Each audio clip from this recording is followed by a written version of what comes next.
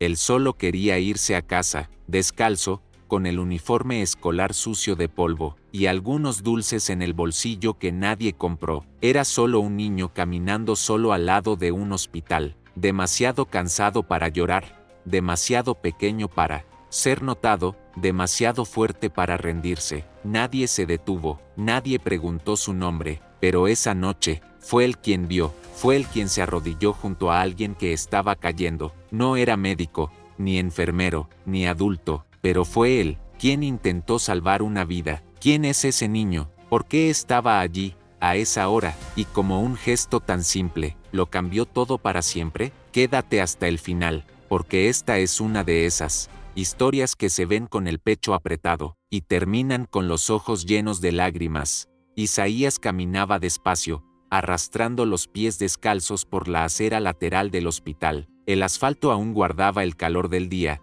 pero el viento que venía desde el final de la calle era frío, seco, cansado. Como él, llevaba al hombro la mochila de la escuela, medio abierta, con los cuadernos arrugados y una bolsa de caramelos casi vacía. Así ayudaba a su padre, estudiaba por la mañana, vendía dulces por la tarde, y volvía solo por la noche, no porque le gustara, sino porque aprendió desde temprano que algunos niños no tienen opción. Su padre era portero en el turno de la madrugada, trabajaba en ese mismo hospital, pero nunca entraba por la puerta principal, siempre por los fondos, por los rincones donde nadie prestaba atención. Isaías, aunque no trabajaba, ya conocía esos caminos silenciosos que todos evitaban ver. No hablaba mucho, ni con sus compañeros, ni con los profesores, ni con los adultos que pasaban apurados y desviaban la mirada. Isaías no molestaba, no pedía, no estorbaba, y,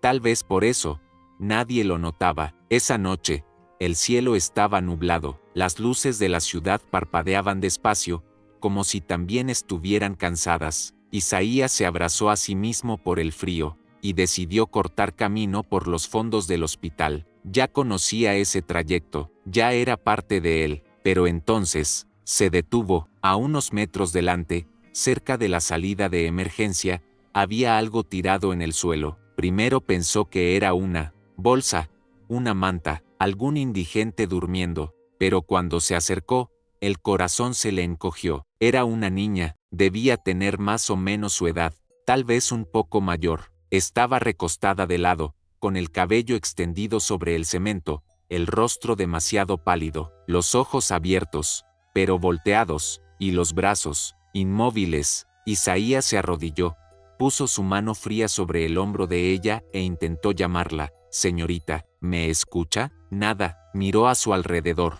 Nadie, ninguna ventana, ninguna voz. El hospital estaba justo ahí, a pocos metros, pero parecía demasiado lejos, demasiado alto, demasiado callado. No sabía su nombre, no sabía qué hacer, pero sí sabía que, si fuera él, tampoco habría nadie, y fue en ese silencio, entre el miedo y el instinto, que Isaías tomó la decisión que lo cambiaría todo. Se levantó y comenzó a gritar. Isaías sacudía el hombro de la niña con cuidado, como quien teme romper algo que ya está a punto de quebrarse. Su rostro estaba frío, la piel húmeda, los labios ligeramente amoratados. Miró a los lados y gritó más fuerte: «¡Alguien! ¡Ayuda aquí! Hay una niña tirada». Nada. El hospital justo enfrente, con luces encendidas, máquinas funcionando, voces que se oían desde dentro, pero afuera, era como si el mundo hubiera sido olvidado. El niño se levantó, corrió hasta la puerta lateral y empezó a golpear con fuerza. 1, 2, 3 veces. «Hay una niña afuera, por favor». Su grito rebotó entre los pasillos vacíos y la pared de concreto. Ninguna respuesta, ninguna puerta abriéndose, ningún alma. Volvió a mirar el cuerpo de la niña. Su respiración era mínima, el tiempo parecía apretarse con cada segundo. Entonces, aún siendo pequeño, flaco, cansado, Isaías tomó una decisión que ni él mismo sabía explicar. Volvió, se agachó, pasó un brazo por debajo de los hombros de la chica, el otro por debajo de las piernas, y trató de levantarla. El peso casi lo derriba, pero firmó sus pies descalzos contra el suelo, ajustó su cuerpo, y comenzó a arrastrarla, centímetro a centímetro, hasta la entrada del hospital. El esfuerzo era tanto que los ojos le ardían, el pecho le dolía, las manos le resbalaban por el sudor y el polvo. Pero no se detuvo. Cuando cruzó la puerta de vidrio, tambaleando, con el cuerpo de ella aún en brazos, el suelo brillaba de tan limpio. Los enfermeros lo miraron con extrañeza. Uno de ellos se levantó de inmediato. Niño, ¿qué estás haciendo? No puedes entrar así. Isaías apenas podía respirar. Las piernas le temblaban. Ella estaba tirada afuera. Necesita ayuda. Un segundo enfermero se acercó y, en lugar de mirar a la niña, miró los pies de Isaías, su ropa sucia, su piel. No puedes ensuciar el hospital así. Este lugar no es para mocosos de la calle. Isaías intentó explicar, pero ya no le salían las palabras, solo la mirada, solo la urgencia. Fue entonces cuando apareció un médico, alto, con bata blanca, carpetas en la mano, iba caminando apurado, hasta que sus ojos se detuvieron en el rostro de la niña, y se frenó, su voz salió seca.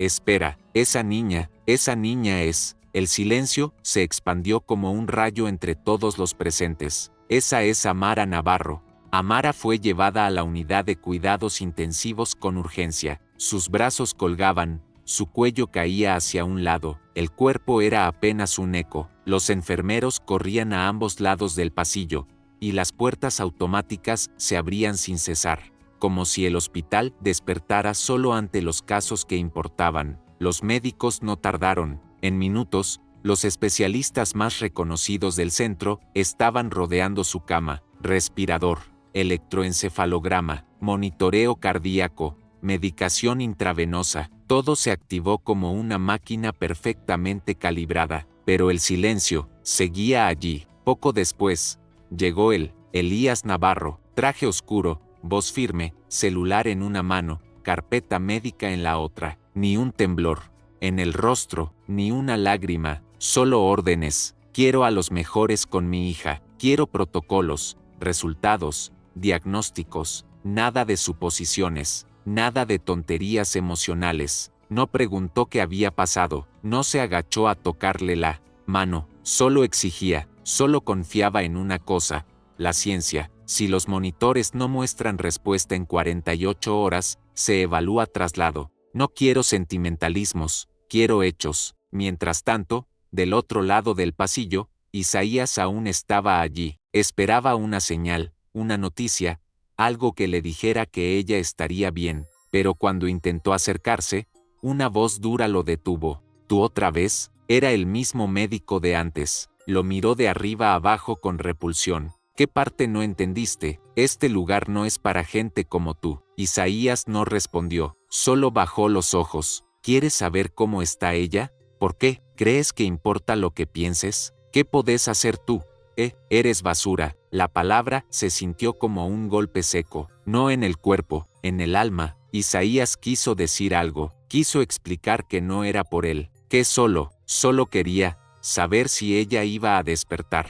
Pero no tuvo tiempo. 2 guardias del hospital llegaron, lo tomaron por los brazos con firmeza, lo arrastraron hasta la salida lateral. Mientras la puerta se cerraba detrás de él, Isaías aún miraba hacia adentro, como si, en medio de toda esa maquinaria brillante, todavía quedara un espacio para alguien que solo quería ayudar. La puerta lateral del hospital se cerró con un golpe seco, pero Isaías no se movió, se quedó allí, con los pies en el suelo frío, el corazón latiendo como si no supiera qué hacer con tanto silencio. Sus dedos apretaban el borde de su camiseta, la garganta ardía, todo en él pedía irse, menos una cosa: la certeza de que aún no había terminado. Volvió lentamente, caminó por el costado del edificio hasta llegar frente a la puerta de la UCI. No entró, sabía que no podía, sabía que lo echarían otra vez, pero se quedó parado, mirando a través del vidrio, mirando el cuerpo inmóvil de Amara, y al hombre que estaba a su lado. Elías Navarro sostenía una carpeta, hablaba por teléfono, no miraba a su hija, no le tocaba la mano, no parecía quebrado, solo, ausente. Isaías tragó seco, el pecho doía, algo dentro de él, más fuerte que el miedo, más fuerte que la vergüenza, subió por la garganta, y entonces, sin gritar, sin pedir permiso, dijo en voz clara: ella no necesita una máquina, ella necesita escuchar lo que su padre nunca tuvo el coraje de decir. La frase flotó en el aire, como si el tiempo hubiera dejado de correr. Los dos guardias se miraron, sin saber qué hacer.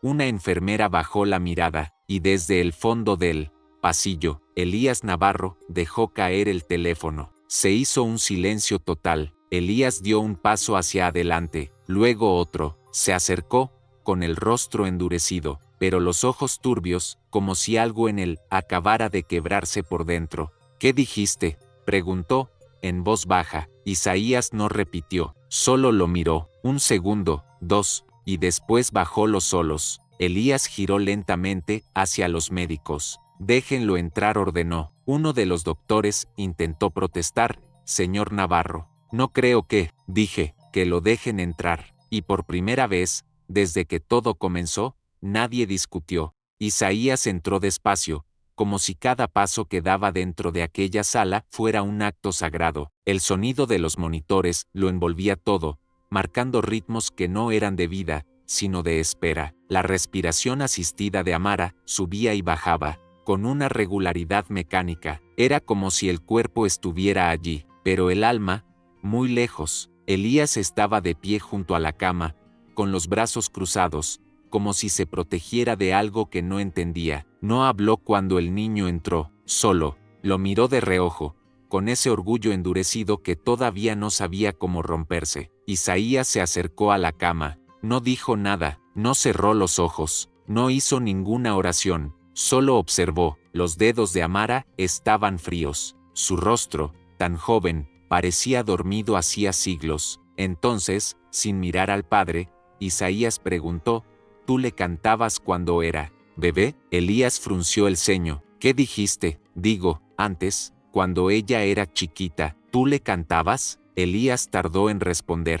Bajó la mirada, se tomó un segundo largo, y luego murmuró: sí, sí, yo cantaba, siempre lo hacía, hasta que la voz se quebró hasta que su madre murió. Después de eso, no pude más. Isaías asintió, como si ya supiera. Ella no necesita que expliques nada, solo que vuelvas a cantar. Elías lo miró, desconcertado. ¿Cantar? ¿Ahora? ¿Aquí? Sí, pero no va a oírme. A veces el cuerpo no escucha, pero el alma, sí. Elías tragó saliva, dio un paso hacia la cama, luego otro, y cuando estuvo lo suficientemente cerca, alzó la voz. No fuerte, no seguro, solo, humano. Empezó a tararear una melodía antigua, una canción que nadie en esa sala conocía, excepto Amara. La voz le temblaba, las notas salían rotas, pero algo en el aire cambió. La enfermera que estaba en la puerta se detuvo. El médico apagó su celular. Todos, en silencio, escucharon a ese hombre, frío, lógico, inquebrantable, cantarle a su hija, como si el tiempo retrocediera, y aunque los monitores no mostraron nada todavía, algo se había movido, y nadie en esa sala podía negarlo. La canción se volvía más débil a cada nota, pero no porque perdiera fuerza, sino porque se volvía más íntima, más profunda, como si el padre no le cantara solo a su hija, sino también al niño que había sido, al hombre que había olvidado ser. Isaías permanecía en silencio, de pie, al otro lado de la cama. No interrumpía, no opinaba, solo observaba con los ojos muy abiertos, y el corazón, aún más. Las máquinas seguían marcando sus números fríos, el bip constante del monitor cardíaco, el zumbido suave del respirador. Todo seguía igual, pero el ambiente, no, afuera de la UCI, el pasillo comenzaba a llenarse. Enfermeros que pasaban se detenían. Un médico joven dejó caer los papeles que llevaba. La jefa de turno apagó su tablet y se acercó sin hacer ruido. Nadie hablaba, nadie preguntaba, todos escuchaban, y lo que escuchaban era a un hombre rompiéndose con dignidad, un padre que había olvidado cómo decir te amo sin palabras, un canto que no pedía nada, que no exigía resultados, solo presencia. Las luces de la sala parpadeaban levemente, el reloj marcaba las 2:17, y fue justo entonces. ¿Qué ocurrió? Al principio, Isaías creyó haberlo imaginado. Un brillo, una curva diminuta, se acercó un poco, se inclinó, y lo vio con claridad. Una lágrima, silenciosa, sola, descendiendo por la mejilla de Amara. «Doctor», exclamó una enfermera al notarlo también. Elías interrumpió el canto y giró el rostro hacia su hija, Amara, pero ella no respondió, no abrió los ojos, no se movió, solo aquella lágrima, solo ese gesto imposible. Los médicos corrieron a verificar los monitores. No hubo picos, ni alertas, todo seguía estable, y aún así, todos sabían lo que habían visto. No fue el suero, no fue la máquina, no fue la medicina, fue algo más, una conexión, una grieta en el muro de lo inexplicable, un instante donde lo humano tocó lo divino, sin fórmulas, y nadie, absolutamente nadie, se atreve a negarlo. Parte 8. El silencio se transformó en susurros. En las esquinas del hospital, los trabajadores hablaban entre sí con la voz baja y los ojos brillantes. Había pasado algo, algo que nadie podía explicar, pero que todos sintieron. Amara no despertó por completo, pero aquella lágrima fue suficiente para romper una pared, la barrera de lo imposible, la línea entre la medicina y lo que escapa a ella. Horas después, la sala se vació lentamente, los médicos se replegaron, las luces bajaron de intensidad, y Elías, por primera vez en años, se sentó, no a leer informes, no a dar órdenes, solo a estar presente. Al mirar a su hija dormida, su corazón se llenó de una gratitud que no sabía cómo expresar. Se levantó de nuevo, salió de la UCI, y preguntó, ¿dónde está el niño? Una enfermera se detuvo. ¿Isaías? Sí, quiero hablar con él, quiero agradecerle. La mujer frunció el ceño. Creí que se había ido. Buscaron, en la sala de espera, en los pasillos, en los registros. Nadie lo había visto salir. Elías fue personalmente hasta la recepción. Necesito las cámaras de seguridad. Busquen al niño que entró conmigo. Los guardias revisaron, retrocedieron, horas de grabación, una y otra vez, pero no había nada. Señor Navarro, no hay registros de ese niño entrando por ninguna puerta. ¿Cómo que no? Él trajo a mi hija, lo entiendo, pero aquí no aparece. Elías fue al cuarto de limpieza, al depósito, incluso a la cocina del hospital. Nadie lo había visto, ningún funcionario recordaba su rostro. Un enfermero juró que la UCI estaba cerrada antes de la llegada del padre. Pero Elías sabía lo que había vivido, sabía lo que ese niño había dicho, sabía lo que su canto, provocado por él, había despertado. De vuelta en su sala, exhausto, se dejó caer sobre una butaca, metió las manos en los bolsillos del guardapolvo, y allí, entre los dedos, encontró algo pequeño, una bala de caramelo, roja, brillante, exactamente igual a las que Isaías vendía. Elías la sostuvo con delicadeza, cerró los ojos, no dijo nada, pero en ese gesto, entendió, algo que ni todo su dinero, ni toda su influencia, ni toda la ciencia del mundo, podían explicar. El silencio se transformó en susurros. En las esquinas del hospital, los trabajadores hablaban entre sí con la voz baja y los ojos brillantes. Había pasado algo, algo que nadie podía explicar, pero que todos sintieron. Amara no despertó, por completo, pero aquella lágrima fue suficiente para romper una pared, la barrera de lo imposible, la línea entre la medicina y lo que escapa a ella. Horas después, la sala se vació lentamente, los médicos se replegaron, las luces bajaron de intensidad, y Elías, por primera vez en años, se sentó, no a leer informes, no a dar órdenes, solo a estar presente. Al mirar a su hija dormida, su corazón se llenó de una gratitud que no sabía cómo expresar. Se levantó de nuevo, salió de la UCI, y preguntó, ¿dónde está el niño? Una enfermera se detuvo. ¿Isaías? Sí, quiero hablar con él, quiero agradecerle. La mujer frunció el ceño. Creí que se había ido. Buscaron en la sala de espera, en los pasillos, en los registros. Nadie lo había visto salir. Elías fue personalmente hasta la recepción. Necesito las cámaras de seguridad. Busquen al niño que entró conmigo. Los guardias revisaron, retrocedieron horas de grabación, una y otra vez, pero no había nada, señor Navarro, no hay registros de ese niño entrando por ninguna puerta. ¿Cómo que no? Él trajo a mi hija, lo entiendo, pero aquí no aparece. Elías fue al cuarto de limpieza, al depósito, incluso a la cocina del hospital. Nadie lo había visto, ningún funcionario recordaba su rostro. Un enfermero juró que la UCI estaba cerrada antes de la llegada del padre, pero Elías sabía lo que había vivido, sabía lo que ese niño había dicho, sabía lo que su canto, provocado por él, había despertado. De vuelta en su sala, exhausto, se dejó caer sobre una butaca, metió las manos en los bolsillos del guardapolvo, y allí, entre los dedos, encontró algo pequeño, una bala de caramelo, roja, brillante, exactamente igual a las que Isaías vendía. Elías la sostuvo con delicadeza, cerró los ojos, no dijo nada, pero en ese gesto, entendió algo que ni todo su dinero,